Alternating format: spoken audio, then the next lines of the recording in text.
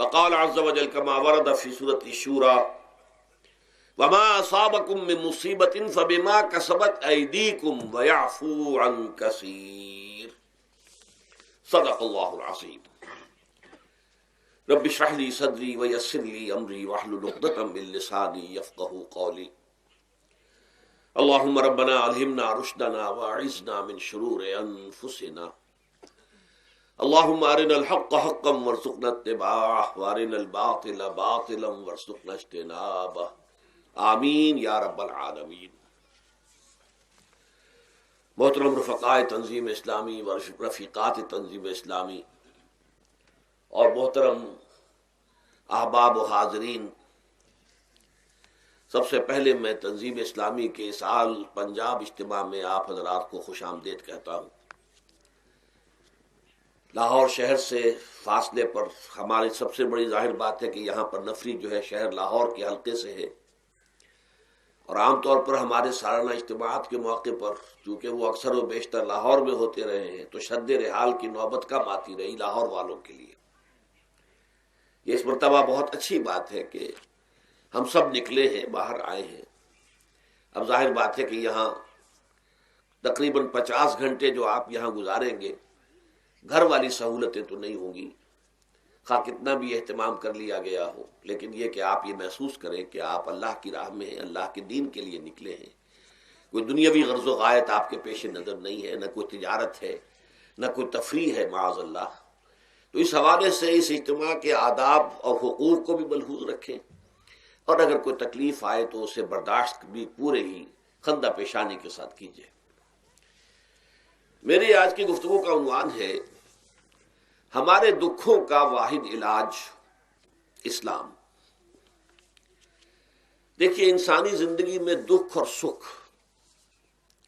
ان کا چولی دامن کا ساتھ ہے. دکھ بھی ہے، سکھ بھی ہے، سردی کے ساتھ گرمی بھی ہے، نرمی کے ساتھ سختی بھی ہے. ان مع العسر یسرا ان مع العسر یسرا، یسر کے ساتھ عسر ہے، عسر کے ساتھ یسر ہے. لیکن انسان نفسیاتی طور پر متاثر جو ہوتا ہے زیادہ، وہ تکلیف سے ہوتا ہے، دکھ سے ہوتا ہے. خوشی آتی ہے تو وہ ایسے گزر جاتی ہے، اس کا وقت کا بھی پتہ نہیں چلتا، گزرتے ہوئے بڑی تیزی کے ساتھ وقت گزر جاتا ہے. لیکن غم کا معاملہ ہو جائے تو ایک ایک لحظہ جو ہے وہ بڑا کٹھن ہو جاتا ہے، بڑی مشکل سے گزرتا ہے. تو انسان کے احساسات پر زیادہ جو اثر آتا ہے وہ دکھ کا آتا ہے. بعض فلسفے دنیا میں ایسے ہیں کہ جنہوں نے اس دکھ، خاص طور پر جو حساس انسان اس کو محسوس کرتا ہے، اس کے اعتبار سے یہ کہا ہے کہ دنیاوی زندگی نرا دکھ ہی دکھ ہے. آپ کو معلوم ہے کہ تعداد انسانوں کی بہت بڑی تعداد ہے جو بدھ مت کی پیروکار ہے، اور بدھ مت کا کلمہ طیبہ یہ ہے، یعنی یہ ان کا اصل الاصول ہے. جیسے ہمارے دین کا اصل الاصول ہے لا الہ الا اللہ محمد رسول اللہ، کلمہ طیبہ. ان کا جو کلمہ طیبہ ہے وہ یہ سروم دکھم، سب دکھ ہی دکھ ہے، سب مصیبت ہی مصیبت ہے. انسانی زندگی جو ہے وہ تو صرف دکھوں سے اور تکلیفوں سے عبارت ہے. اسی کو غالب نے بھی کہا ہے، آپ نے یہ شعر بھی غالب کا میں نے بہت سے دروس میں سنا ہوگا کہ قید حیات و بند غم اصل میں دونوں ایک ہیں. یہ قید حیات ہے. ابھی آپ حدیث سن رہے تھے الدنیا سجن المومن، مومن کے لیے یہ دنیا کی زندگی جو ہے جیل خانہ ہے. یہ قید ہے، قید حیات. جیسے جیل میں آدمی اپنی مرضی سے نہیں جاتا، بھیجا جاتا ہے، اپنی مرضی سے نہیں نکلتا بلکہ نکالا جاتا ہے. اسی طرح لائی حیات آئے قضا لے چلی چلے، اپنی خوشی سے آئے نہ اپنی خوشی چلے. تو دنیا کی زندگی جو ہے وہ واقعتاً ایک اعتبار سے قید خانہ ہے. قید حیات و بند غم اصل میں دونوں ایک ہیں. جب تک یہ زندگی رہے گی غم بھی لگا رہے گا، تکلیفیں لگی رہیں گی، مصائب آتے رہیں گے، انسان کو دکھوں کا سامنا رہے گا، واسطہ رہے گا. موت سے پہلے آدمی غم سے نجات پائے کیوں؟ ظاہر بات ہے جب تک زندگی ہے تو غم ہے، تو موت سے پہلے نجات نہیں مل سکتی. اگرچہ اس کے بعد کا اگلا مرحلہ جو ہے، جو حقیقت کو جاننے والے ہیں وہ تو جانتے ہیں کہ اس کے بعد تو غم کا اور بڑا کڑا مرحلہ آنے والا ہے. اب تو گھبرا کے یہ کہتے ہیں کہ مر جائیں گے، مر کے بھی چین نہ پایا تو کدھر جائیں گے. اگر اللہ ہمیں معاف فرمائے، اپنی رحمت اور مغفرت سے ہمیں ڈھانپ لے، جیسے کہ حضور نے فرمایا الا یتغمدنی ربی برحمتہ، حضور نے فرمایا کہ کوئی انسان بھی محض اپنے اعمال کی بنیاد پر جنت میں نہیں داخل ہو سکے گا جب تک کہ رحمت خداوندی دستگیری نہ کرے۔ کسی صحابی نے بڑی ہمت کی، بڑے جرت کا معاملہ کیا، پوچھ لیا کیا حضور آپ بھی؟ ظاہر بات ہے آپ بھی انسان ہیں، آپ بھی بشر ہیں، قرآن مجید میں کہلوایا گیا ہے اور انما انا بشر مثلکم۔ تو اگر آپ کہتے ہیں کوئی انسان جنت میں داخل نہیں ہو سکے گا محض اپنے اعمال کی بنیاد پر جب تک کہ رحمت خداوندی دستگیری نہ کرے، تو کیا آپ بھی اس قاعدہ کلیہ میں شامل ہیں؟ آپ نے فرمایا ہاں میں بھی، الا یتغمدنی ربی برحمتہ، جب تک کہ میرا رب مجھے اپنی رحمت سے ڈھانپ نہیں لے گا میں بھی جنت میں داخل نہیں ہو سکوں گا۔ تو اس اعتبار سے اللہ تعالیٰ وہاں ہمیں بچا لے، لیکن جو وہاں نہیں بچایا گیا، اب ظاہر بات ہے کہ اس کے لیے جو مصیبت ہے وہ تو پھر دائمی ہے، ابدی ہے، دکھ ہی دکھ ہے۔ میں اس کی طرف زیادہ جانا نہیں چاہتا، اس وقت اصل میں میرا موضوع جو ہے وہ اس دنیا میں دکھوں کا علاج۔ اب اس اعتبار سے غور کیجئے، دکھ دو قسم کے ہیں۔ قرآن مجید پر جتنا میں نے غور کیا، دکھ ایک تو وہ ہے کہ جو ناگہانی طور پر آ جاتے ہیں، اس میں ہماری کسی غلطی کو دخل نہیں ہوتا۔ وہ کوئی آفت سماوی ہے، کوئی زلزلہ آ گیا ہے۔ ابھی آپ کو معلوم ہے بھوج جو قصبہ تھا گجرات سٹیٹ کا، انڈیا کا پورا ختم ہو گیا، اس میں بہت سے مسلمان بھی تھے۔ جب کوئی آفت سماوی آتی ہے تو وہ ظاہر بات ہے کہ پھر سب کے سب لوگ اس کی لپیٹ میں آ جاتے ہیں۔ زلزلہ آ گیا، یا کوئی اور طوفان آ جائے، جیسا کہ کئی مرتبہ آپ نے اخبارات میں پڑھا ہوگا، اس سال امریکہ میں بہت طوفان آئے ہیں، مشرقی ساحل پر بار بار طوفان آئے، وہاں بھی لوگ مرتے ہیں، وہاں بھی چھتیں اڑ جاتی ہیں، وہاں بھی تباہی جو ہے آتی ہے۔ تو اس حوالے سے ایک تو ہے وہ ناگہانی آفات، آفت ارضی ہو یا آفت سماوی ہو، زلزلہ ہے یا آفت ارضی ہے، طوفان آ گیا ہے، کوئی سائیکلون آ گیا یا آفت سماوی ہے، یا کوئی آسمان سے بڑا سا پتھر آ جائے۔ آپ کبھی کبھی اخبارات میں پڑھتے ہوں گے کہ ایک بڑی چٹان پاس سے گزر گئی، بہت بڑی خلائی چٹان جو ہے زمین کے قریب سے ہو کر گزر گئی، زمین بچ گئی، ورنہ اگر وہ زمین سے ٹکرا جاتی تو نہ معلوم کتنا بڑا یہاں پر تباہی کا معاملہ ہوتا۔ بڑے بڑے جو ہے شہاب گرتے رہے زمین کے اوپر، بڑی بڑی تباہیاں آتی رہی ماضی میں۔ تو ایک تو یہ ہے، اور ان میں بھی تقسیم کیجئے، یہ ناگہانی تکلیف، ناگہانی مصیبت، یا کوئی آفت سماوی یا آفت ارضی، اس کی بھی پھر دو قسمیں ہو گئی۔ ایک وہ کہ جو افراد کو متاثر کرتی ہے انفرادی سطح پر، آدمی سڑک پر جا رہا تھا، پیچھے سے آ کر کسی گاڑی نے ٹکر ماری، گر گیا، ٹانگ ٹوٹ گئی۔ اب ظاہر بات ہے کہ اس میں اس کا کوئی قصور نہیں ہے، یہ اللہ تعالیٰ کی طرف سے بات آ گئی ہے۔ یا یہ کہ کوئی اگر اجتماعی سطح پر آیا، جیسا کہ زلزلہ ہے، یا جیسا کہ کوئی سائیکلون ہے، کوئی بڑا طوفان ہے، بہت بڑے فلڈز آ گئے ہیں۔ اس وقت بھی موزمبیق میں بہت بڑا فلڈ آیا ہوا ہے، ساؤتھ افریقہ میں، اور افریقہ میں پچھلے سال بھی بہت بڑا فلڈ آیا تھا، بڑی تباہی آئی تھی، آ رہا۔ تو یہ آفت سماوی، یہ ظاہر بات ہے کہ اجتماعی سطح پر آتی ہے، بڑی بڑی مقدار میں اور تعداد میں لوگ متاثر ہوتے ہیں، لاکھوں لوگ بے گھر ہو جاتے ہیں، ہزاروں آدمی مارے جاتے ہیں۔ تو پہلی شکل جو ہے دکھ کی، جیسا کہ میں نے عرض کیا، وہ ناگہانی دکھ، کوئی آفت ارضی، کوئی آفت سماوی، خواہ وہ انفرادی ہو خواہ اجتماعی۔ اس کے ضمن میں کیا علاج ہے؟ ظاہر بات ہے کہ اس کا علاج یہ تو نہیں ہو سکتا کہ آپ اس کو ختم کر سکیں۔ انگریزی کا ایک محاورہ ہے، what cannot be cured must be endured۔ جو چیز جو ہے جس کا علاج نہیں ہو سکتا وہ تو برداشت کرنی پڑے گی۔ بعض بیماریاں بھی ایسی ہیں، ڈائبٹیز ہو گئی ہے، شوگر کا مرض ہو گیا، ڈاکٹر آپ کو بتائے گا کہ بھائی اب یہ مرض جائے گا نہیں، اب آپ کو اس مرض کے ساتھ ہی اپنے آپ کو ایڈجسٹ کر کے اپنی غذا وغیرہ اس کے مطابق طے کر لیجئے، ورنہ یہ کہ یہ نہ سمجھیے کہ یہ مرض چلا جائے گا۔ تو what cannot be cured must be endured۔ لہذا ان آفت سماوی و ارضی، چاہے وہ انفرادی سطح پر متاثر کرتی ہوں انسانوں کو، اور چاہے اجتماعی سطح پر، اس کا تو علاج ایک ہی ہے۔ عربی میں بھی ایک محاورہ یہ ہے کہ کسی نے پوچھا تھا کہ بچھو کے کانٹے کا کیا علاج ہے؟ البکاء الی الصباح، رات کو اگر کاٹا ہے کسی بچھو نے تو روتے رہو صبح تک، یہ علاج ہے، اس کا اور کوئی علاج ہے ہی نہیں۔ تو جو چیز لا علاج ہے اسے برداشت کرنا، گویا کہ یہاں جو اصل شے ہوگی کہ دنیاوی آفات، عرضی و سماوی آفات، ناگہانی آفات، ناگہانی مصیبتیں، ان کے ضمن میں ہمیں ایسی شے کی ضرورت ہے جو ہمارے اندر برداشت پیدا کر دے، اس کو جھیلنا آسان بنا دے، ہم اس کی وجہ سے بجھ کر نہ رہ جائیں، ہماری ہمتیں جواب نہ دے جائیں، ہمارا ارادہ ختم نہ ہو جائے، ہمارا حوصلہ پست نہ ہو جائے، بلکہ برداشت ہو، جھیلنا ہو، تحمل ہو۔ ابھی بٹر صاحب کہہ رہے تھے اللہ تعالیٰ ذرا سا متحمل ہے، میں نے کہا یہ بہت غلط بات کہہ رہے، اللہ بہت متحمل ہے۔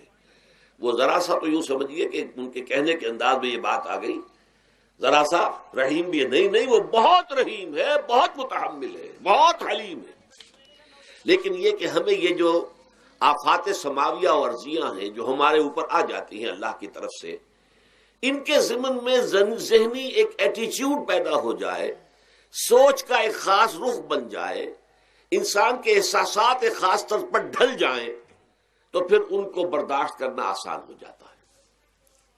اور وہ کیا ہے؟ وہ ہمارے ایمان کا لازمی تقاضا ہے۔ ایمان ہمیں یہ بتاتا ہے کہ کوئی مصیبت اس زمین میں آتی ہے نہ تمہاری جانوں پر آتی ہے بغیر اذن رب۔ جو کچھ آ رہا ہے اللہ تعالیٰ کے فیصلے سے آیا ہے، یہ کوئی اندھا بہرا مادہ نہیں ہے، یہ کوئی اندھا بھینسا نہیں ہے کہ اس نے آ کے آپ کو ٹکر مار دی ہے، نہیں، یہ تو سمیع اور بصیر، علیم و خبیر اللہ اور حکیم اور قدیر اللہ کا فیصلہ ہے۔ لہذا یہ من جانب اللہ ہے، اس کو تم سمجھو کہ اللہ تعالیٰ کی طرف سے ہے۔ اور جب اللہ کی طرف سے ہے تو سورہ آل عمران میں فرمایا بیدہ الخیر، اس کے ہاتھ میں تو خیر ہی خیر ہے۔ یعنی بظاہر تمہیں محسوس ہوتا بھی ہو کہ یہ میرے لیے تکلیف دہ بات آ گئی ہے، تو اس کو یوں سمجھو کہ اس کا نتیجہ جو میرے حق میں نکلے گا وہ خیر ہوگا۔ فوری طور پر تو تکلیف ہے، مجھے اچھی نہیں لگ رہی، ناگوار ہے، لیکن نتیجہ اس کا خیر نکلے گا۔ جیسے بچہ بیمار ہے، ماں اسے دوا پینے پر مجبور کر رہی، کڑوی دوا ہے، وہ تو سمجھتا ہے مجھ پر بڑا ظلم ہو رہا ہے، یا آپ لے گئے اسے ڈاکٹر کے یہاں ٹیکا لگوایا ہے، وہ تو چیخ رہا ہے، رو رہا ہے، لیکن آپ کو معلوم ہے، اور کاش اسے بھی معلوم ہو جائے کہ یہ میرے خیر کے لیے، میرے بھلے کے لیے، اگر اسے یہ معلوم اور محسوس ہو جائے تو اس کی تکلیف اس کے اندر بہت کمی آ جائے گی، وہ سہار لے گا، اس کو وہ برداشت کرے گا۔ اس حوالے سے اس کا جو ہمارے دین میں اس کا نام ہے، اس ذہنی کیفیت کا، ان احساسات کا، اسے ہم کہتے ہیں تسلیم و رضا۔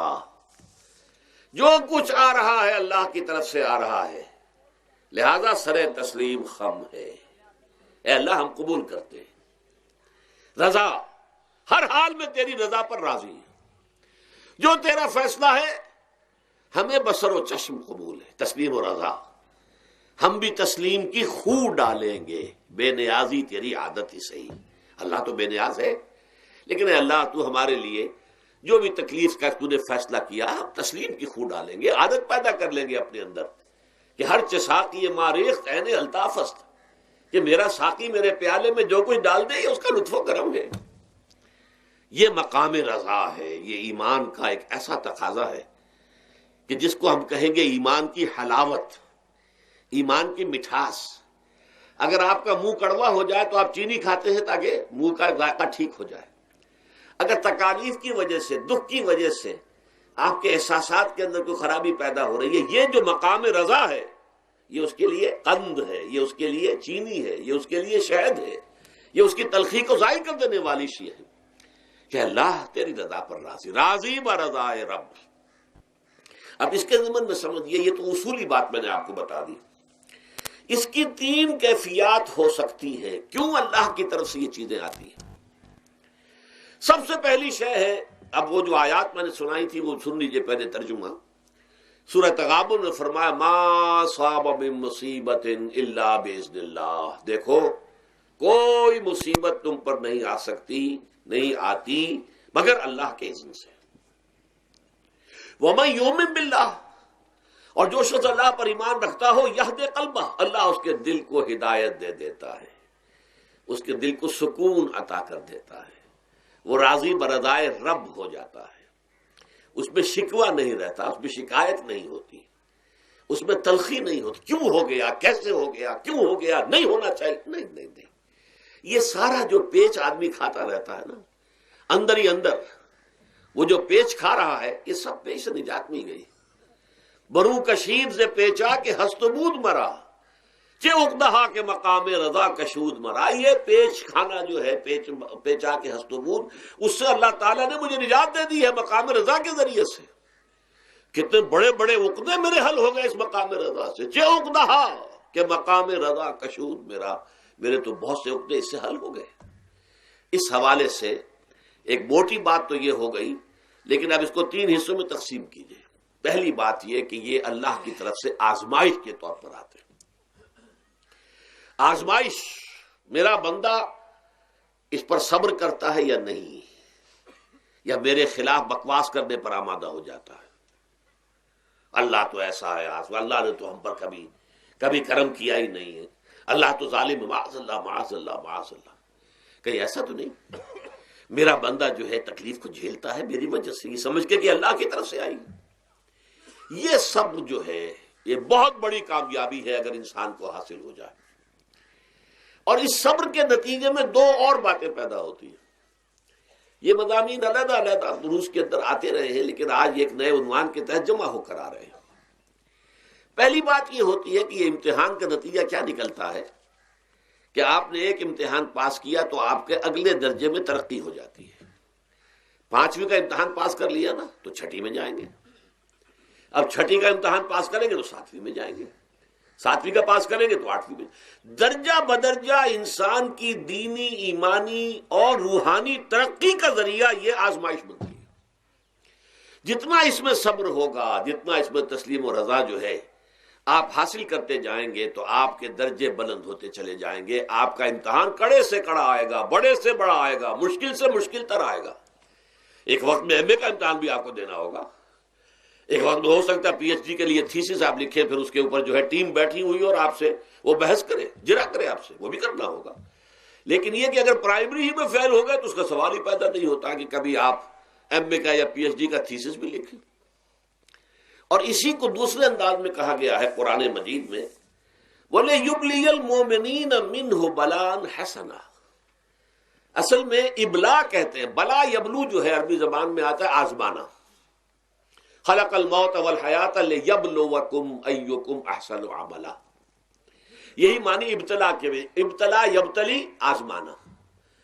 ابلا یبلی جو آتا ہے باب افعال سے، اس میں آتا ہے کسی کو کسی تکلیف میں ڈال کر اس کو نکھارنا، کہ اس کا جوہر نکھر جائے، اس کے اندر جو خیر ہے وہ اور چمک جائے، لوگوں کو بھی معلوم ہو جائے کہ یہ شخص اس مقام کا اہل ہے، اس کے اندر یہ صلاحیت ہے، اس میں یہ قوت موجود ہے۔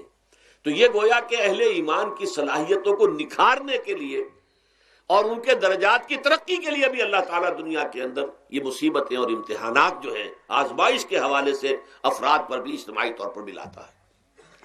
اور ایک اس کا اور بھی ہے، اہل ایمان پر اس طرح کے ابتلاء و آزمائش کی ایک نوعیت اور بھی ہے، اور وہ یہ ہے کہ جو بھی آپ سے غیر ارادی طور پر، یا یہ کہ آپ نے کوئی گناہ ارادی طور پر بھی کر لیا، اللہ تعالیٰ اس کی سزا اسی دنیا میں دے کر آخرت کی سزا سے محفوظ کر دیتا ہے۔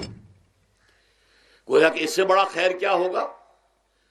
یہاں کی سزا کیا ہے؟ جھیل لیا آپ نے، بخار آ گیا، ٹانگ ٹوٹ گئی، چلیے 3 مہینے آپ بستر پر پڑے رہے نا، اور کیا ہوا؟ کچھ نہیں۔ لیکن یہ کہ آخرت کی سزا ملتی بہت عظیم ہوتی، لہذا کفارہ بناتا ہے اللہ تعالیٰ ان گناہوں، ان جو بھی گناہ ہو گئے ہیں، غلطیاں ہو گئی ہیں، ان کا کفارہ اللہ تعالیٰ بندہ مومن کے لیے۔ حضور کی ایک حدیث ہے، اس کا متن مجھے اس وقت یاد نہیں ہے، کہ مومن کا معاملہ عجیب ہے، اسے کوئی تکلیف پہنچتی ہے صبر کرتا ہے، وہ اس کے گناہوں کا کفارہ بن جاتا ہے، اور اگر کوئی خوبی ملتی ہے اس پر اللہ تعالیٰ کا شکر ادا کرتا ہے، اس کے درجات بلند ہو جاتے ہیں۔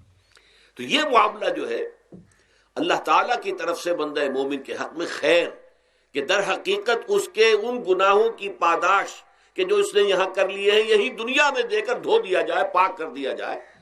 جیسے آپ کو معلوم ہے دھوبی جو ہے کپڑے کو بھٹی میں چڑھاتا ہے، گرم پانی میں ڈالتا ہے کہ نہیں ڈالتا، تاکہ اس کا میل نکلے، اس کے آگے پٹکتا بھی ہے ذرا اس کو تاکہ وہ میل اچھی طرح چھٹ جائے اس سے۔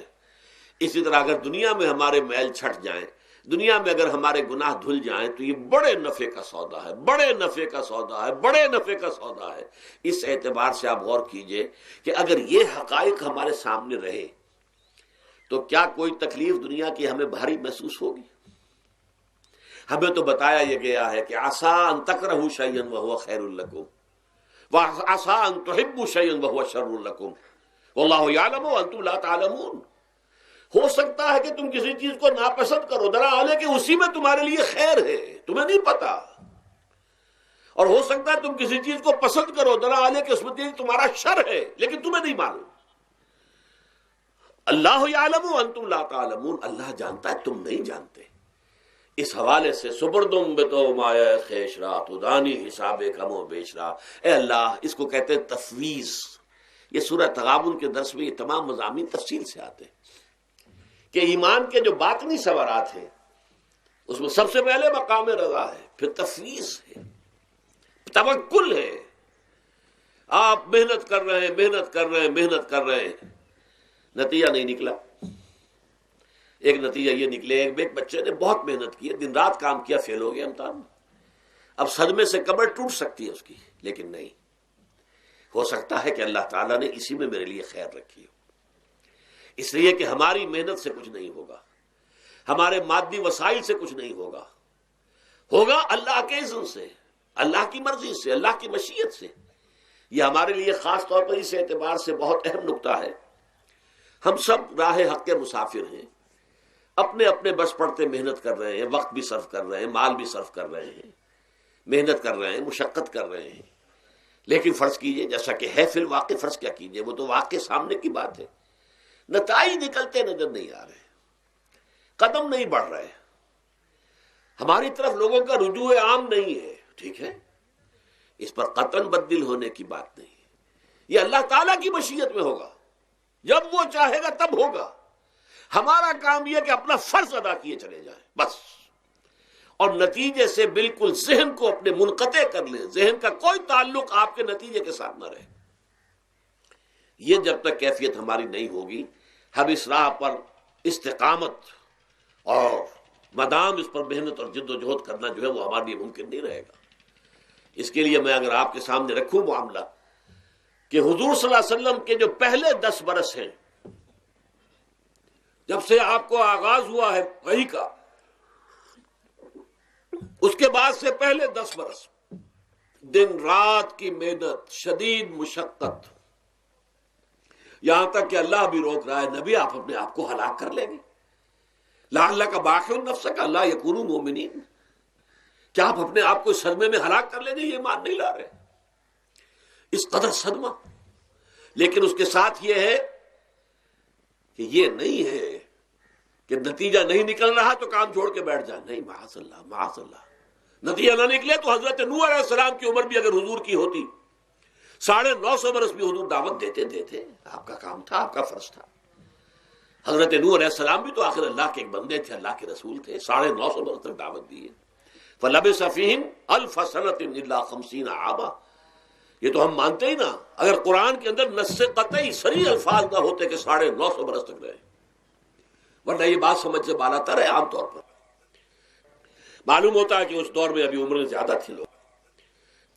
بہرحال جو میں نے عرض کیا تھا کہ دکھ جس سے انسان متاثر ہوتا ہے، اس کی ایک قسم وہ ہے کہ جو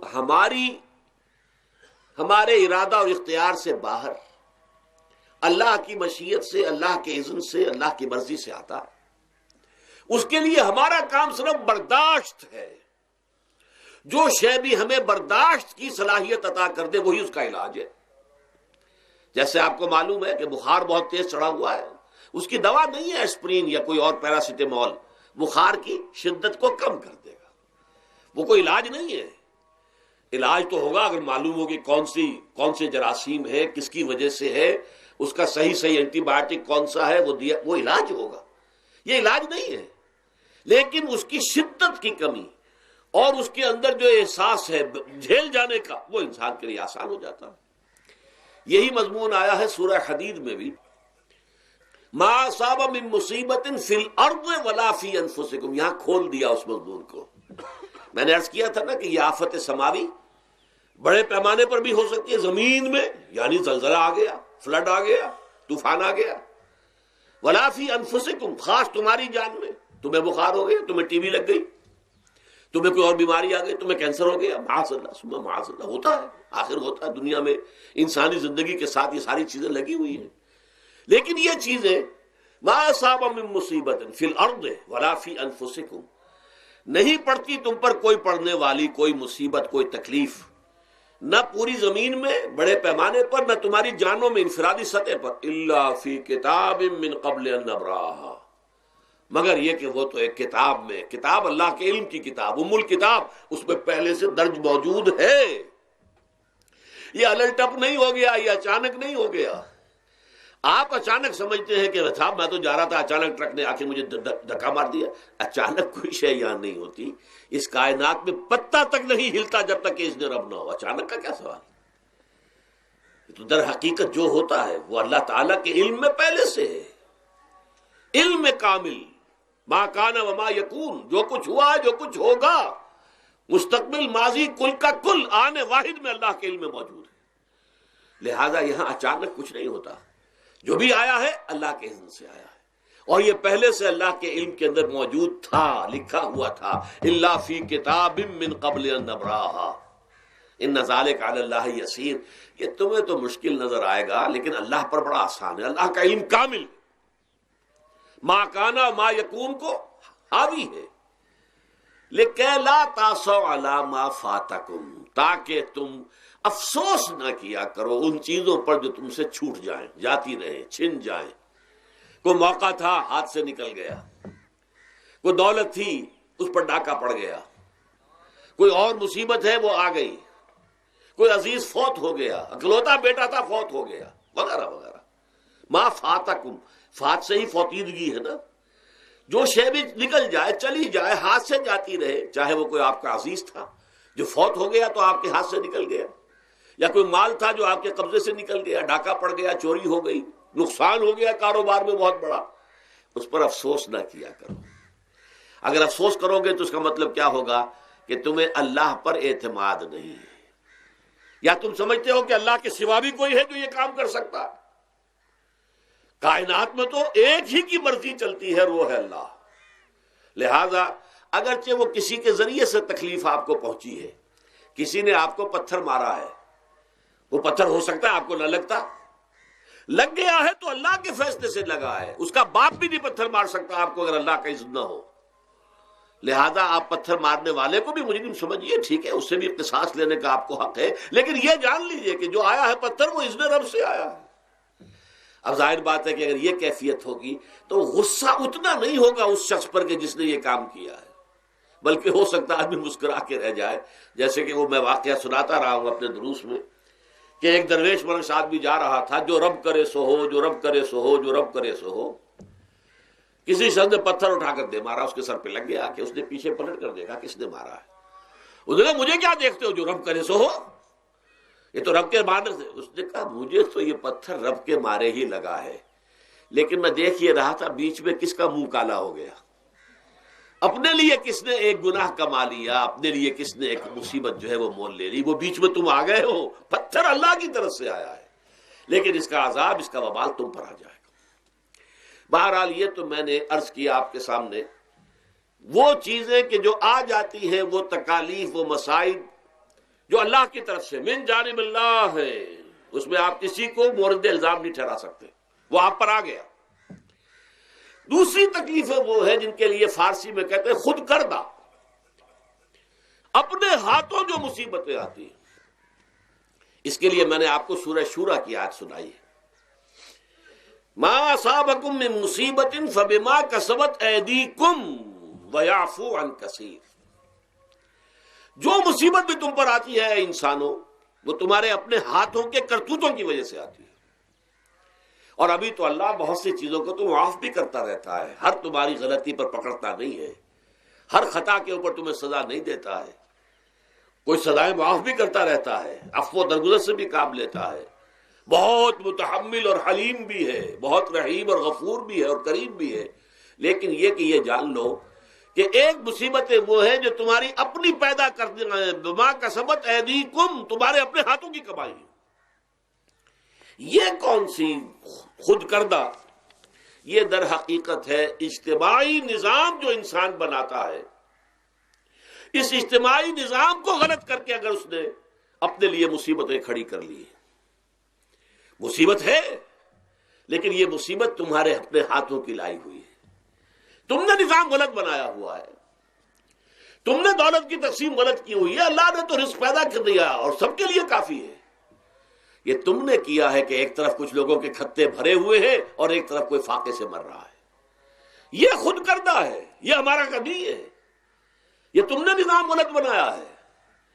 یہ جو نظام کے اندر خرابی ہے یہ تمہاری اپنے کرتوت ہیں. تم نے خود نظام کے اندر غلطی رکھی ہوئی ہے، ناانصافی گھولی ہوئی ہے، اس کا زہر گھولا ہوا ہے.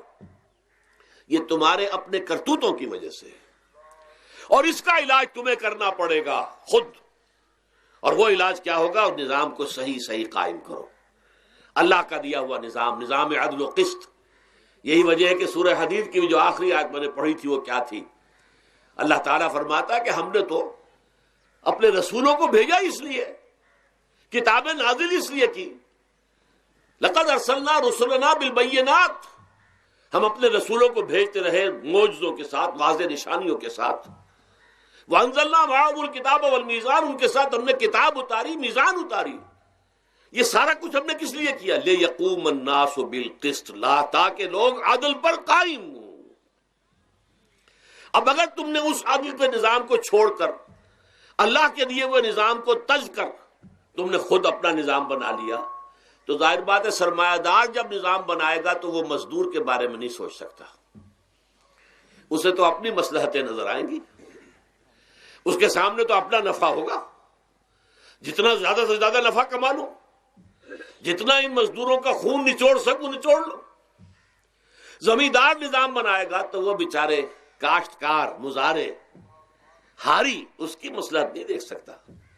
وہ تو کہے گا مجھے اپنے بچوں کو انگلستان بھیجنا ہے تعلیم کے لیے، مجھے اپنے لیے جو ہے اسلام آباد میں بھی بنگلہ بنانا ہے اور پری میں بھی بنانا ہے، اور پھر مجھے تو ایئر کنڈیشن بنگلے چاہیے ہر جگہ پر. وہ تو اپنے مصلحت کو دیکھے گا. وہ غریب کے ساتھ کیا بیت رہی ہے جو دن رات کی محنت اور مشقت کر رہا ہے، جس نے ہل چلایا ہے، جس نے بیج ڈالا ہے، جس نے پانی دیا ہے، جس نے فصل کی دیکھ بھال کی ہے، جس نے پھر فصل کاٹی ہے. اس کے لیے تو بمشکل 2 وقت کا گزارا، وہ بھی بمشکل. اور اس کے علاوہ نہ اس کے بچے کے لیے علاج معالجے کی کوئی سہولت ہے، نہ اس کی اولاد کے لیے تعلیم کی کوئی کا بندوبست ہے. لیکن یہ کہ اسی کی محنت کے نتیجے میں عیش اڑا رہا ہے وہ زمیندار اور جاگیردار. ان کے محل ہیں، ایئر کنڈیشنڈ ہیں، ان کے بچے انگلستان اور امریکہ میں تعلیم حاصل کرتے ہیں. اب آگے بڑھ کر انہوں نے کارخانے دار بھی وہ بن گئے.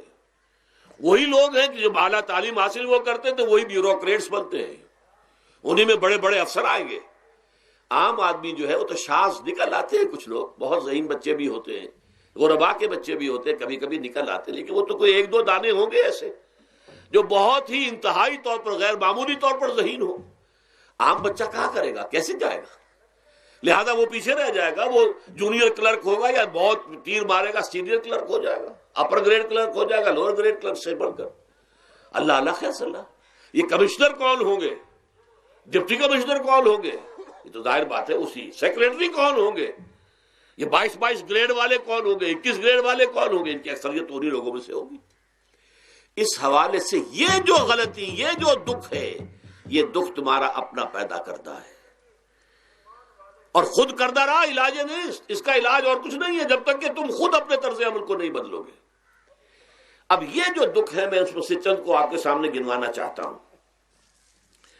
دیکھیے، سب سے پہلا دکھ جو دنیا میں انسان نے خود پیدا کیا سماجی سطح پر، یہ پیدائشی طور پر نیچ ہے اور یہ پیدائشی طور پر اونچا ہے. یہ مسلی ہے اور یہ سید ہے. ہمارے ہاں تو پھر بھی اللہ کا فضل ہے کہ اتنا زیادہ فرق و تفاوت نہیں. ہندوؤں میں یہ شودر ہے اور یہ برہمن ہے، علم حاصل کرنا برہمن کا حق ہے، شودر کا حق ہی نہیں ہے۔ اور شودر کے کان میں اگر اشلوک بھی پڑ جائے کہیں بغیر ارادے کے، کہیں جا رہا تھا اور کہیں گیتا کے اشلوک ہو رہے تھے، اس نے سن لیے، تو اس کی سزا کیا ہے؟ سیسا جو ہے اس کو پگھلا کر اور وہ اس کے کان میں ڈال دیا جائے تاکہ سماعت ہی ختم ہو جائے۔ دنیا میں یہ کس نے کیا بھائی؟ یہ خود انسان نے کیا۔ یہ ظلم انسان اپنے اوپر ڈھا رہا ہے، یہ اونچ نیچ اس نے خود بنائی ہے۔ ہمارے ہاں بھی ہے، اتنی نہیں ہے۔ مصلی کا کیا مقام ہے آپ کے معاشرے میں؟ سید کچھ بھی ہو، بدمعاش ہو، زانی ہو، سید ہے، اسے تو جھک کر اس کے گوڑے کو ہاتھ لگائیں گے۔ لیکن یہ کہ دوسرا شخص جو ہے مصلی، کتنا ہی نیک ہو، بھلا ہو، پارسا ہو، وہ برابر جو ہے چارپائی پر بھی بیٹھنے کا حقدار نہیں۔ یہ ساری اونچ نیچ ہم نے پیدا، اللہ نے نہیں کیا تھا۔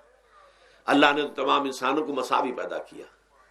اللہ کے رسول یہ فرما کر گئے، لا فضل لعربی علی عجمی ولا لعجمی علی عربی ولا لاحمر علی اسود ولا لاسود علی احمر الا بالتقوی کلکم بنو آدم وآدم من تراب۔ دیکھو، کسی عرب کو کسی اجمی پر فضیلت نہیں ہے، کسی اجمی کو کسی عرب پر کوئی فضیلت نہیں ہے، کسی گورے کو کسی کالے پر فضیلت نہیں ہے، کسی کالے کو کسی گورے پر فضیلت نہیں ہے، الا بالتقوی۔ یہ اگر فضیلت ہے تقوی، کون خدا ترس زیادہ ہے، کس کے اخلاق زیادہ بلند ہیں، کون نیک اور پارسا زیادہ ہے، کون لوگوں کی خدمت زیادہ کرتا ہے، اس کے اعتبار سے درجہ بلند ہوگا۔ پیدائشی طور پر تمام انسان بالکل مساوی ہے۔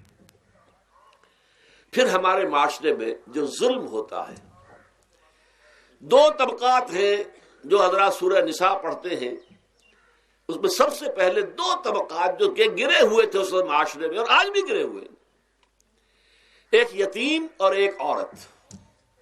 ان دونوں کے لیے ابتدائی سے سورہ نساء کے اندر جو ہے احکام آئے تو ان کے بارے میں آئے۔ یتیموں کو ان کا مال ہڑپ کر جانا، ان کو دھکے دینا۔ ارأیت الذی یکذب بالدین فذلک الذی یدعو الیتیم ولا یحض علی طعام المسکین۔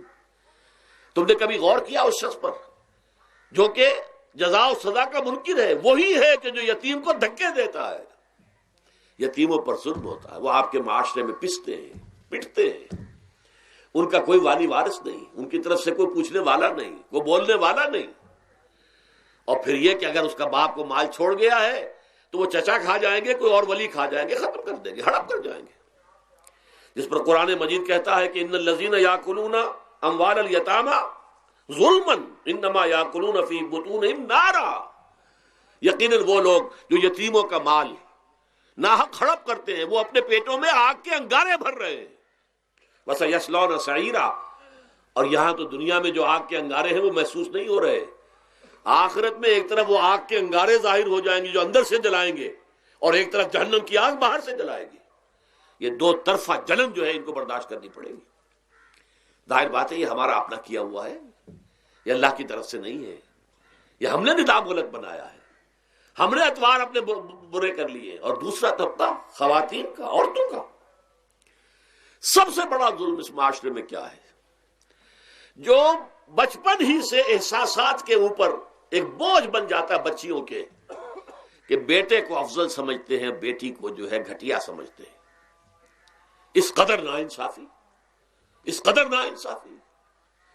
اسی باپ کے نطفے سے بیٹا بھی ہے اور بیٹی بھی ہے، اسی ماں کے رحم میں بیٹے نے بھی پرورش پائی ہے، بیٹی نے بھی پرورش۔ بعضکم من بعض، قرآن کہتا ہے تم سب ایک دوسرے میں سے ہو، کوئی افضل نہیں، کوئی گھٹیا نہیں۔ اللہ تعالیٰ نے، اللہ کے نبی نے کسی بیٹے کی پرورش پر کوئی اجر و ثواب نہیں بتایا۔ ہاں، 2 یا 3 بیٹیوں کو پال پوس کر، تہذیب سکھا کر، پھر ان کی شادی کر کے ان کے گھروں میں پہنچا دیا، جنت کی ضمانت اللہ تعالیٰ دے رہا ہے۔ اور سب سے بڑی بات یہ کہ سب سے زیادہ محبوب انسان حبیب اللہ محمد ہے صلی اللہ علیہ وسلم، اور محمد کو اللہ نے بیٹے نہیں دیے بھی تو لے لیے، بیٹیاں دی، 4 بیٹیاں دی۔ اور کتنی محبت کرتے تھے محمد صلی اللہ علیہ وسلم کی بیٹیوں سے، خاص طور پر حضرت فاطمہ سے، وہ تو آپ سیرت میں پڑھیے کتنی محبت، کس قدر محبت۔ سب سے چھوٹی تھی شاید اس لیے۔ بہرحال پہلی بات تو یہ کہ بچپن ہی سے وہ دعویٰ پڑھنا شروع ہو جاتا ہے بچیوں کے ذہنوں پر کہ ہم کو گھٹیا ہیں، ہمارے بھائی بڑیاں ہیں، ہمارے والدین جو ہیں ان سے زیادہ محبت کرتے ہیں، ہم سے نہیں کرتے۔ پھر شادی میں اکثر و بیشتر لڑکیوں کی مرضی کا کوئی خیال نہیں کیا جاتا. یہ ظلم ہے جو ہم کر رہے ہیں. لڑکی کی مرضی کے بغیر، اس کے اذن کے بغیر، اس کی اجازت کے بغیر کوئی شادی نہیں ہو سکتی. زبردستی وہ بھیڑ بکریاں نہیں ہے کہ جس کے ہاتھ چاہا آپ نے بیچ دیا. معاذ اللہ ثم معاذ اللہ ثم معاذ اللہ. یہ ضرور ہے کنواری بیٹی ہے تو اس سے صرف آپ نے پوچھا اور وہ خاموش رہی، بس یہ بھی کافی ہے. البتہ یہ کہ اگر کوئی سیبہ ہے جس سے پہلے نکاح ہو گیا تھا، بیوہ ہو گئی، یا پہلے شادی تھی ایک خلا لے لی، طلاق لے لی یا طلاق ہو گئی، اس کو تو کہنا پڑے گا کہ ہاں مجھے کوئی اعتراض نہیں ہے اگر میری فلاں شخص سے شادی کر دی جائے، اس کے بغیر نکاح ہو نہیں سکتا. پھر ان سب کے اوپر سب سے بڑا ظلم، یہ تو اللہ تعالیٰ آپ کو توفیق دے تو دوسرا رکوع سورہ نساء کا پڑھیں. کتنی تاکید کے ساتھ احکام آئے ہیں وراثت کے. وراثت مما قل منہ او کثر، چاہے زیادہ مال کسی نے چھوڑا ہو چاہے تھوڑا سا چھوڑا ہو، لیکن وراثت کے احکام جو ہے ان کو نافذ کرنا ہوگا. نصیبا مفروضا، یہ اللہ کی طرف سے حصے ہیں جو مقرر کر دیے گئے ہیں. لیکن ہمارے معاشرے میں کون ہے جو بیٹیوں کو دینے کو تیار ہو اور بہنوں کو دینے کو تیار ہو؟ مجھے تو حیرت ہوئی تھی. مالا کنڈ میں آپ کو معلوم ہوگا ایک دفعہ بڑی تحریک چلی تھی شریعت کے نفاذ کی. مولوی صوفی محمد صاحب بڑے نیک آدمی ہیں، بہت، اس میں کوئی شک نہیں. 80,000 کا مجمع لے کر، جلوس لے کر وہ چل پڑے تھے اسلام آباد کی طرف. جیسے ابھی اکرم آوان صاحب نے دھمکی دی تھی کہ 3 لاکھ میرے پاس ہیں، لیکن وہ 3 لاکھ میں سے وہ تو ان کے ہاں جمع جو ہوئے مشکل 5 سے 6 ہزار آدمی جمع ہوا تھا کوئی. لیکن یہ تو 80,000 کو مالا کنڈ سے لے کر اور دریائے اٹک تک تو پہنچ گیا تھا. اللہ کا بندہ، 80,000 کا قافلہ وہاں روکا گیا.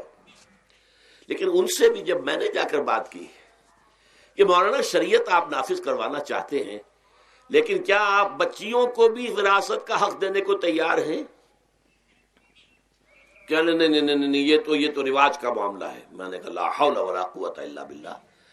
اگر یہ رواج کا معاملہ ہے تو باقی چیزیں بھی رواج کی ہیں. پھر شریعت بدل چکی ہے، اب شریعت کا رواج نہیں رہا، ساری شریعت چھوڑ دیجیے آپ.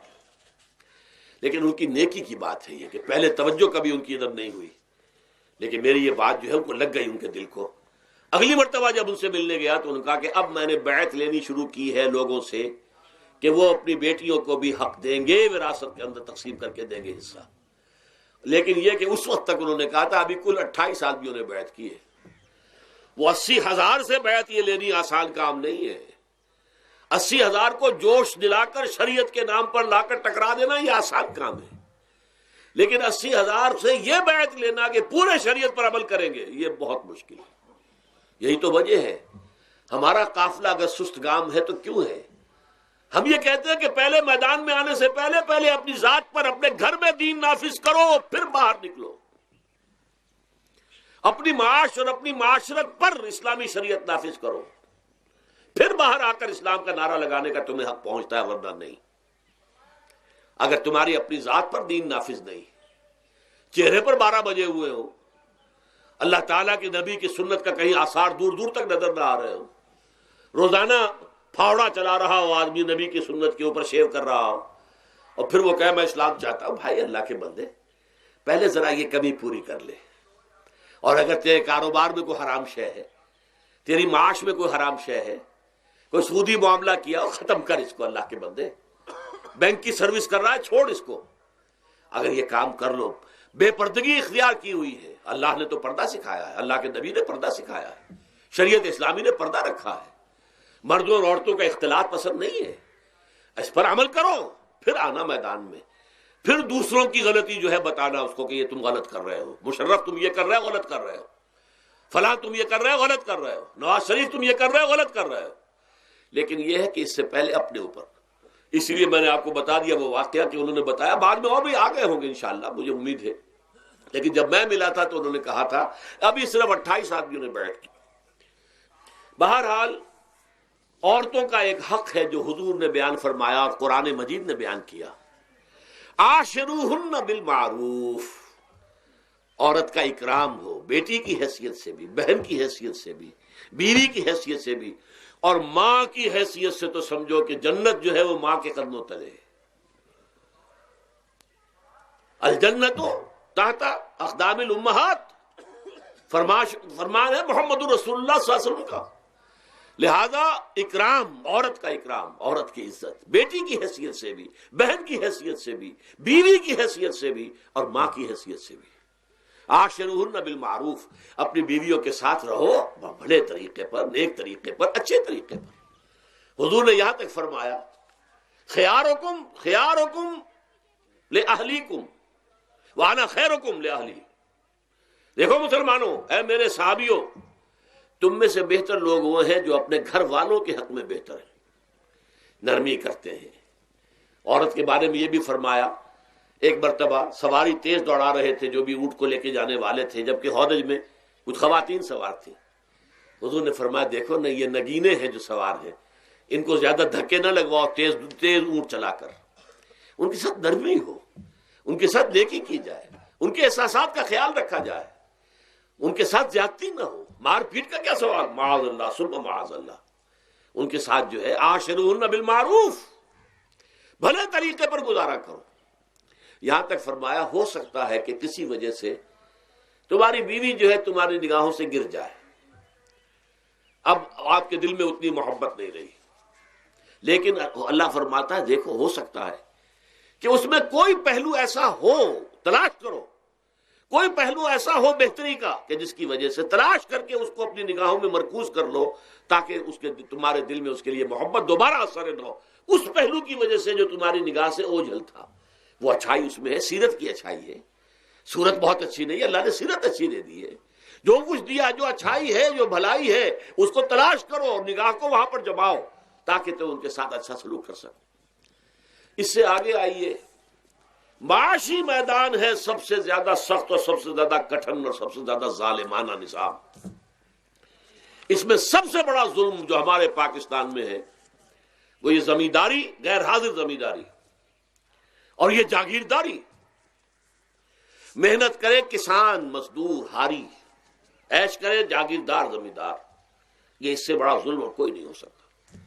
اور چونکہ ہماری معیشت بنیادی طور پر زرعی معیشت ہے، ہمارا تو زیادہ تر جو آبادی کا طبقہ ہے وہ کاشتکار ہے، لہذا سب سے بڑا ظلم جو ہو رہا ہے وہ در حقیقت یہ زمینداری، غیر حاضر زمینداری اور جاگیرداری۔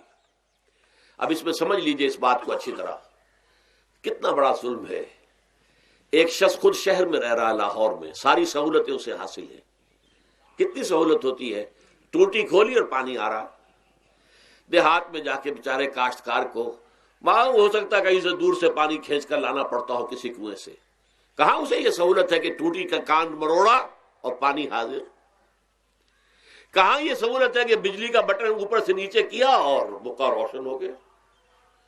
یہ ساری سہولتیں بھی لے رہا ہے اور وہ تنخواہ بھی لے رہا ہے کوئی، یا کوئی کاروبار بھی کر رہا ہے، اور ایک زمین اس کے پاس ہے، فلاں ضلع میں میرا رقبہ ہے، اس رقبے پر جو کاشت کر رہا ہے آ کر اس کی کمائی میں سے، اس کی فصل میں سے آدھا بٹا کر لے جاتا ہے۔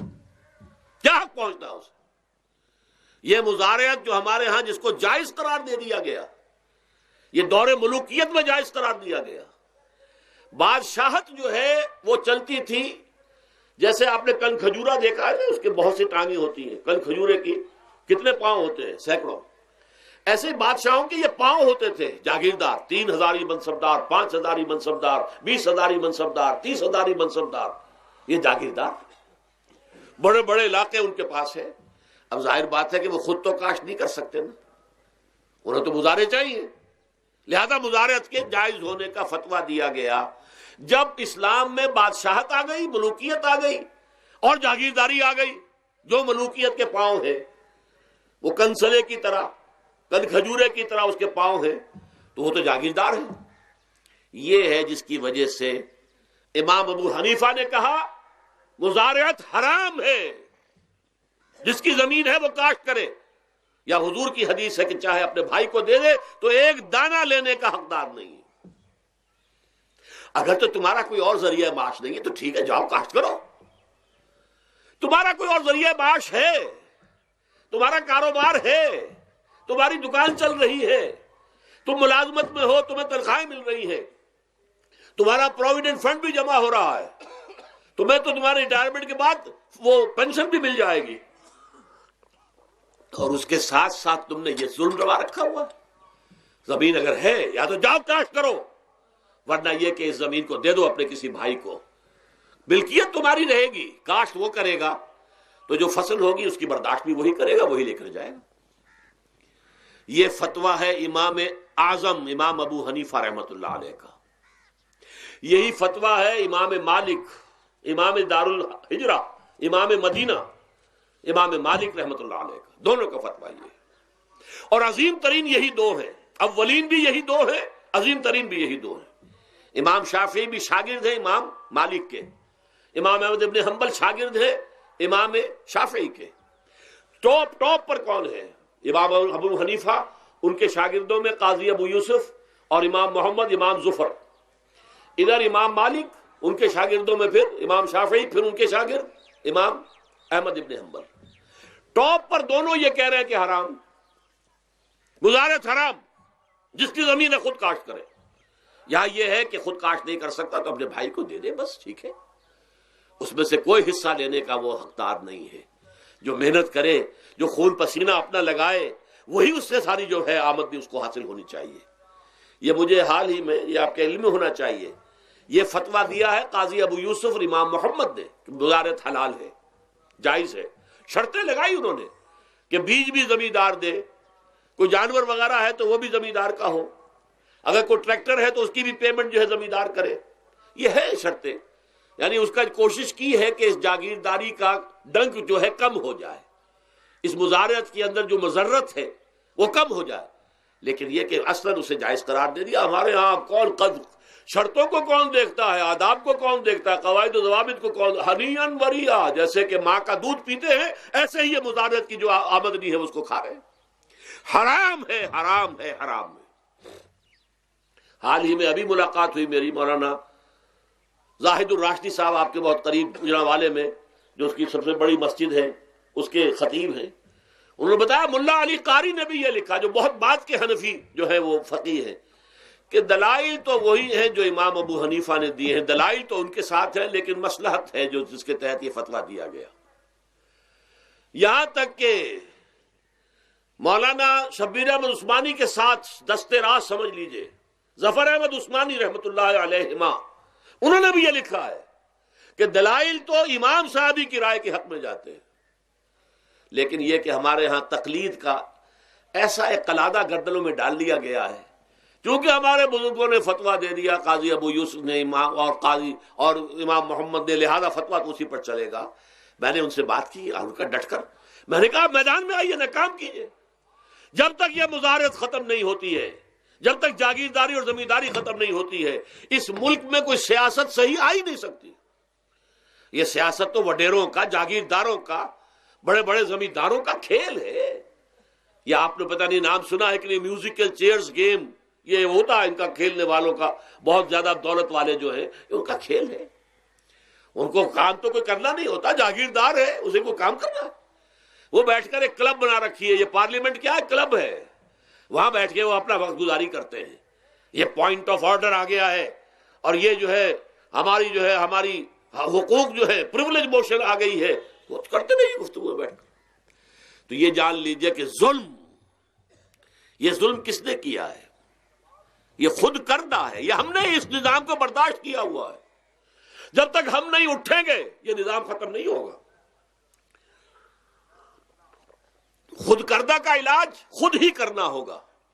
یہ غلط نظام جو چلا آ رہا ہے، جب تک کہ اس کو ہم بدلیں گے نہیں، اس کو ختم نہیں کریں گے، اس وقت تک یہ ظلم کیسے ختم ہوگا؟ اس سے آگے آئیے، ایک ہے کارخانے دار۔ کارخانے دار کو اور مزدور کو آپ نے چھوڑ دیا کہ باہم طے کریں۔ کارخانے دار کہتا میں تو صاحب آپ کو 15 روپے دوں گا، کام کرنا ہے تو کریں، نہیں کرتے تو نہ کریں۔ آپ نے زیادہ سے زیادہ یہ کیا کہ نہیں، یہ ویج بہت کم ہے، آپ نے ایک یونین بنا لی، کچھ ہڑتال کر دی۔ اچھا ہڑتال کر دی، 10 دن کی ہڑتال کے بعد غریب مزدور کا تو بچہ ہو سکتا ہے بھوکا مرنے لگے، کارخانے دار کی صحت پہ کوئی اثر پڑے گا؟ اس میں لاکھوں ہیں، کروڑوں ہیں، اس کی صحت پر کوئی اثر نہیں پڑتا۔ لہذا یہ ظلم ہے۔ اس ظلم کا علاج کیا ہے؟ اگر یہ ضمانت ریاست کی طرف سے ہو، حکومت کی طرف سے، کہ اگر تمہیں تمہاری مناسب مزدوری نہیں ملتی مت کرو کام، لیکن تمہارے بچے کو بھوکا ہم نہیں مرنے دیں گے، تمہیں سبسسٹنس الاؤنس دیں گے، ان ایمپلائمنٹ الاؤنس دیں گے، ہم زکوٰۃ کا نظام قائم کریں گے جس کے تحت کے انڈر رائٹ کر دیں گے، طے کر دیں گے، لکھ دیں گے کہ ہر شہری کی بنیادی ضروریات کی کفالت ریاست کے ذمے ہے۔ اب اگر ایسا ہے تو ایک آدمی پاؤں جما کر بات کرے گا نا کارخانے دار کے ساتھ، ایک امپلائی جو ہے امپلائر سے بات کرے گا پاؤں جما کر، جناب آپ مجھے تنخواہ کم دے رہے ہیں میں کام نہیں کروں گا۔ لیکن اب کیا ہے؟ جناب آپ مجھے تنخواہ کم دے رہے ہیں میں کام نہیں کروں گا۔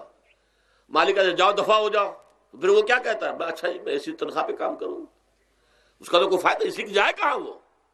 مارکیٹ میں تو سرمایہ داروں کا گٹھ جوڑ ہے، انہوں نے کارٹلز بنا رکھے ہیں، وہ تو ظاہر بات ہے کہ وہ ویج نہیں بڑھائیں گے، الا یہ کہ مزدور کی پوزیشن ایسی ہو کہ وہ بھی ڈٹ کر کھڑا ہو جائے۔ اور وہ ڈٹ کر کھڑا کب ہوگا؟ جب اس کو ضمانت ملی ہوئی ہو ریاست کی طرف سے، حکومت کی طرف سے، کہ اگر تمہارے پاس جاب نہیں ہوگا، کام نہیں ہوگا، تمہارے پاس کوئی مزدوری نہیں ہوگی تو تمہیں اتنا وظیفہ تو ہر مہینے ملتا رہے گا جس سے تم اور تمہارے اہل و عیال جو ہے وہ کم سے کم زندہ رہ سکو۔ پھر کھڑے ہو کر بات کر سکتا ہے مزدور، پھر صحیح جو ہے ان کے درمیان معاہدہ ہوگا تو وہ منصفانہ ہوگا، عادلانہ ہوگا۔ جب تک یہ نہیں ہے، اور یہ نظام کیسے ہوگا جب تک کہ زکوٰۃ کا نظام قائم نہ کیا جائے۔ اب زکوٰۃ کا بھی ایک نظام تو وہ تھا جو بدنام کرنے کے لیے زکوٰۃ کو ضیاء الحق صاحب نے نافذ کیا، وہ تو بدنامی ہے، وہ تو سود کا کمیشن ہے کہ سود میں آپ کو اگر 6% ملتا تھا تو 2.5% انہوں نے کاٹ لیا، 3.5% آپ کو دے دیے، تو سود میں سے حصہ لے لیا ہے نا۔ سود کو حرام کریں اور زکوٰۃ پورے مال پر، سارے تجارتی اموال پر مال زکوٰۃ لے۔ آپ کی دکان میں جناب 10 لاکھ کا مال پڑا ہوا ہے، 2.5% کے حساب سے دے دیجئے، کتنا من اکاؤنٹ آپ کر لیجئے گا۔ کوئی ایک ہے اسٹاکسٹ، آپ کے گودام میں اتنا سٹاک پڑا ہوا ہے، اتنی مالیت کا 2.5% دیجئے، تمہاری اتنی بھیڑیں بکریاں ہیں، اتنی بھیڑیں اتنی بکریاں نکال دو۔ جب تک کہ تمام اموال میں سے زکوٰۃ نہ لیجیے، یہ کیا کہ بینک کے اندر جو جمع ہے اس پر سے زکوٰۃ کاٹ لی، انا للہ و انا الیہ راجعون، نام اس کا زکوٰۃ رکھا، اور خیرات کا ایک نظام بنا دیا، کچھ خیرات اور کچھ سیاسی جو ہے اپنا ہتھ کنڈا، کہ ان کے ناظمین زکوٰۃ جو بن رہے ہیں اور زکوٰۃ کونسلیں بن رہی ہیں، وہ سب کون ہیں؟ جو ہمارے سیاسی طور پر ہمارے ساتھی ہیں، ہمارے ورکرز ہیں۔ اور پھر جتنے غبن ہوئے ہیں اور جتنا اس نے مس اپروپریشن، سب کو معلوم ہے ہمارے معاشرے میں آخر اگر حکومت کے جتنے محاصل ہیں وہ غبن ہوتے ہیں تو زکوٰۃ کا کیوں نہیں غبن ہوگا؟ زکوٰۃ کو آسمان سے اتری ہے، بلکہ زکوٰۃ میں سے غبن کرنا تو آسان ہے، اس لیے کہ سود میں سے کاٹا ہوا ہے، اس میں تو انسان جو ہے وہ برا بھی محسوس نہیں کرے گا کہ یہ تو سود ہے، لعنت ہے، اگر اس کو میں نے کچھ ہضم کر لیا تو کیا ہو گیا۔ جب تک کہ یہ دو نظام نہیں آئیں گے، اور تیسرے یہ کہ سود کے ذریعے سے، جب تک کہ یہ ظلم، سود کا نتیجہ کیا نکلتا ہے؟ اصل میں ہمارے عام آدمی سمجھتے ہیں سود کہ اچھا ہے جی، کیا ہے، ایک آدمی نے پیسے جمع کرائے ہیں، اب اسے ہر مہینے اتنا پیسہ مل رہا ہے۔ عام آدمی بھی ہمارے ہاں یہ جو پٹھانوں والا سود ہے، یہ جو سود خور گاؤں میں بیٹھے ہوئے ہیں جو بہت بڑی شرح کے اوپر سود دیتے ہیں اور خون چوس جاتے ہیں لوگوں کا، اور ان کے کسی طریقے سے قرضے ختم، ان کو تو سبھی برا کہتے ہیں۔ کوئی ایک آدمی بھی آپ کو نہیں ملے گا کہ جو ان کے لیے کلمہ خیر کہے، ان کے لیے کسی نرمی کا یا ان کے لیے کسی بھی آسانی کا کوئی مطالبہ کرے۔ البتہ یہ جو بڑا سود ہے، بینک کا سود، کاروباری سود، اس کی شناخت لوگوں پر واضح نہیں ہے۔ یہ ایک بہت بڑے پیمانے پر یہ برائی جو ہے آپ کو انڈیویجول پر نہیں نظر آ رہی۔ انڈیویجول تو بظاہر سمجھتا ہے ایک فرد، بھائی ٹھیک ہے، میں جو دکان کے لیے مجھے قرض چاہیے تھا، مجھے قرض مل گیا، میں اپنا کاروبار کر رہا ہوں، تو میں جو کمائی کر رہا ہوں اس میں سے بینک کو بھی حصہ دے رہا ہوں اپنا، اس کا سود کا، اس میں کیا خرابی ہو گئی؟ اس کی خرابی سمجھ میں آتی جب آپ کو معلوم ہو اسی سود کے ذریعے سے دنیا میں اس وقت ایک چھوٹی سی اقلیت ہے، کل 1 کروڑ یا 1.25 کروڑ یہودی، اور پوری دنیا کی دولت کے اوپر قابض ہو کر بیٹھ گئے. یہ سارا وہ بینکنگ نظام جو یہودیوں نے بنایا، یہ IMF ورلڈ بینک جس کے ہم اس وقت غلام بن کر رہ گئے. ہمارا چیف مارشل ایڈمنسٹریٹر اسے کہیں یا چیف ایگزیکٹو کہیں، ہمارا تو حکمران ہے، ہمارا بادشاہ اس وقت. اور وہ بادشاہ سلامت کہتے ہیں کہ یہ IMF اور ورلڈ بینک کے لوگوں کے گوڈے ہمیں پکڑنے پڑتے ہیں، گوڈے گٹے. کیوں؟ ہم غلام ہیں ان کے، اور ہم جکڑے ہوئے ہیں سود کے اندر. پوری دنیا کو یہودی سود خوروں نے در حقیقت اپنے شکنجے میں جو جکڑا ہے، جس طریقے سے کہ ان کو اپنے اندر ایک اپنے پورے ہتھ کنڈوں کے اندر جو باندھ کے رکھ دیا ہے، یہ سود کے ذریعے سے. اور اس کا نتیجہ کیا نکلتا ہے؟ دیکھیے، امریکہ میں کہتے ہیں بڑی جمہوریت ہے، لوگ ووٹ دیتے ہیں، لیکن حقیقت اگر لوگ جانتے ہوں کہ دیو استبداد جمہوری قبا میں پائے کو، تو سمجھتا ہے یہ آزادی کی ہے نیلم پری. ہم نے خود شاہی کو پہنایا ہے جمہوری لباس، جب ذرا آدم ہوا ہے خود شناس و خود نگر. اب امریکہ میں اصل میں کیا ہے؟ امریکہ میں کیپٹلسٹ کا نظام ہے. یہ حکومت کس کی ہے؟ سرمایہ داروں کی ہے. جو کروڑ پتی نہ ہو وہ الیکشن نہیں لڑ سکتا. اور کروڑ پتی جو ہے اپنے پیسے کی بدولت وہ صحافیوں کو خرید لے گا، ٹیلی ویژن چینلز خرید لے گا، وہ لوگوں کے ذہنوں پر چھا جائے گا، آ جائے گا. یہ گورنمنٹ آف دی کیپٹلسٹ ہے، ناٹ عوام. یہ دھوکہ ہے، فریب ہے سرمایہ داروں کا. وہاں وہ جاگیردار اس طرح کے نہیں ہیں، سرمایہ دار ہے. وہاں جاگیرداری کی وہ حیثیت نہیں رہی، اس لیے کہ ان کے تحت آدمی نہیں ہوتے. وہ تو اگر بڑے بڑے رینچ ہیں، بڑے بڑے اگر فارم ہیں، تو وہاں بھی آپ کو معلوم ہے کہ چونکہ مشینوں کے ذریعے سے بوائی بھی ہو رہی ہے اور ہل بھی چل رہا ہے مشینوں سے، بوائی بھی مشینوں سے، کٹائی بھی مشینوں سے، تو زیادہ انسان کی ضرورت ہی نہیں رہی. لہذا وہ سیاسی نظام وہ نہیں ہے جو یہاں کا ہے، لیکن وہ زمیندار بھی وہاں کا کیپٹلسٹ ہے، نظام کیپٹلسٹ کا ہے. تو در حقیقت یہ ڈیموکریسی جو ہے، اس سے جو کہتے ہیں government of the people by for the people, نہیں، گورنمنٹ آف دی کیپٹلسٹ، سرمایہ دار کی حکومت ہے. اور سرمایہ دار جو ہے اس نے اپنی کلب بنائی ہوئی ہے، بیٹھا ہے، پارلیمنٹ ہے، یہ کانگریس ہے، یہ سینٹ ہے، یہ سرمایہ داروں کی کلب ہے.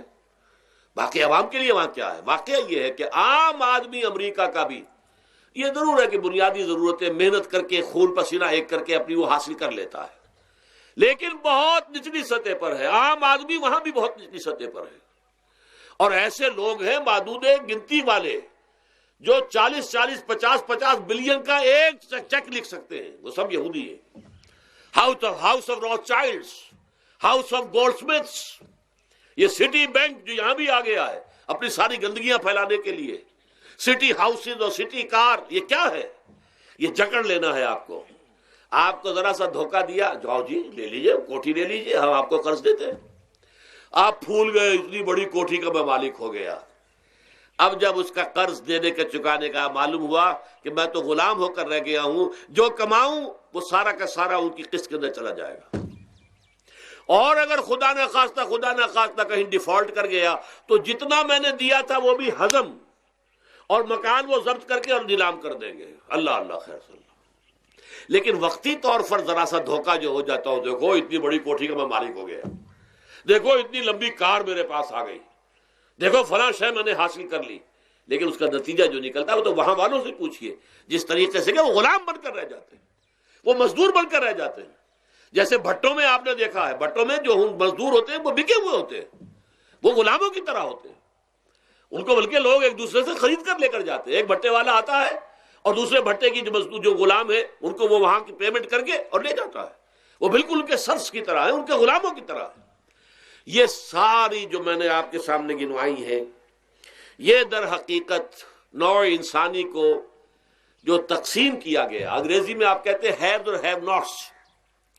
قرآن نے اس کے لیے کیا لفظ استعمال کیا؟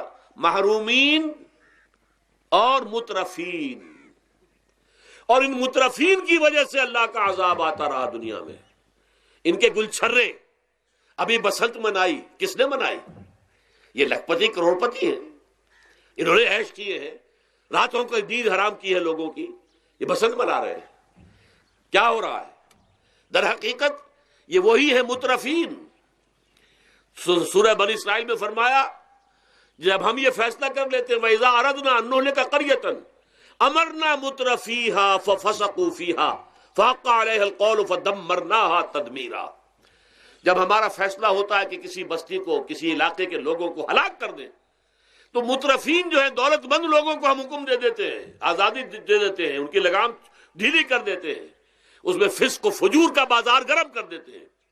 اور جب پورا فسق و فجور کا بازار گرم ہو جاتا ہے، اچانک ہماری پکڑ آتی ہے، دمرناہا تدمیرا، ہم اس کو پٹخ کر رکھ دیتے ہیں، ٹکڑے ٹکڑے کر دیتے ہیں. یہ مترفین. اور دوسری طرف محرومین. اسی طریقے سے مستضعفین اور مستکبرین. ایک طرف مستکبرین ہے، ہاٹی پیپل، جو کہ پارلیمنٹ میں جاتے ہیں، جو جاتے ہیں سینٹ کے اندر بیٹھتے ہیں، جن کا ایک طبقہ ہے، وہ ایک علیحدہ ہی ہے، ان کی سوسائٹی علیحدہ ہے، ان کے تہوار علیحدہ ہیں. نیو ایئرز نائٹ پر جو کچھ یہ کرتے ہیں بدماشیاں، اس کا ذرا سا آپ کو اندازہ بہرحال دیہات کے رہنے والوں کو نہیں ہے. لاہور اور کراچی کے لوگوں سے پوچھئے کیا ہوتا ہے، اسلام آباد کے لوگوں سے پوچھئے، پشاور اور کوئٹے کے لوگوں سے پوچھئے. یہ سب در حقیقت مستضعفین ایک طرف، مستکبرین دوسری طرف، محرومین ایک طرف اور مترفین ایک طرف. یہ سوسائٹی کو تقسیم کر کے، اور پھر تقسیم کرو اور راج کرو، ڈیوائیڈ اینڈ رول. یہ آپس میں ٹکرائیں گے، آپس میں لڑیں گے، تم ان سب کے اوپر حکومت کرو. اب ظاہر بات ہے کہ اس کا علاج میں نے عرض کیا تھا نا، کہ پہلے قسم کے دکھ تو وہ ہیں جو من جانب اللہ آتے ہیں، اس کا تو سوائے برداشت کے کوئی مادہ نہیں، کوئی اس کا اور ہمارے پاس چارہ نہیں. لیکن برداشت کا حوصلہ بڑھانے کے لیے وہ ساری باتیں ایمان کے ذریعے سے ہمیں ملتی ہیں. لیکن یہ جو خود کردہ ہے، اپنے غلط نظام کی وجہ سے جو دکھ ہم نے پھیلا رکھا ہے، جو محرومی پھیلا رکھی ہے، جو بھوک پھیلا رکھی ہے، جو لوگوں پر ظلم کا جو ہے بازار گرم ہو رہا ہے، چاہے وہ سماجی سطح پر ہے، گھروں میں ہے، چاہے بازاروں میں ہے، چاہے مارکیٹوں میں ہے، چاہے کھیتوں میں ہے، چاہے کارخانوں میں ہے، یہ سب ہمارے غلط نظام کا نتیجہ ہے، یہ اللہ کی طرف سے نہیں ہے. وما اصابکم من مصیبت فبما کسبت ایدیکم، یہ تمہارے اپنے ہاتھوں کی کمائی ہے، تمہارے اپنے ہاتھوں کے کرتوت ہیں، تم نے غلط نظام کو قبول کیا ہوا ہے. اب اس کا علاج کیا ہوگا؟ اب علاج ایسے ہوگا جد و جہد کے ذریعے سے اس نظام کو ختم کیا جائے. اس لیے کہ یہ تو میں نے آپ کے سامنے بیماری کا بیان کر دیا ہے، علاج کیا ہے انشاءاللہ اس کے بارے میں گفتگو جو ہے وہ پرسوں ہوگی 11 بجے دن. اقول قولی ھذا واستغفر اللہ لی ولکم ولسائر المسلمین والمسلمات.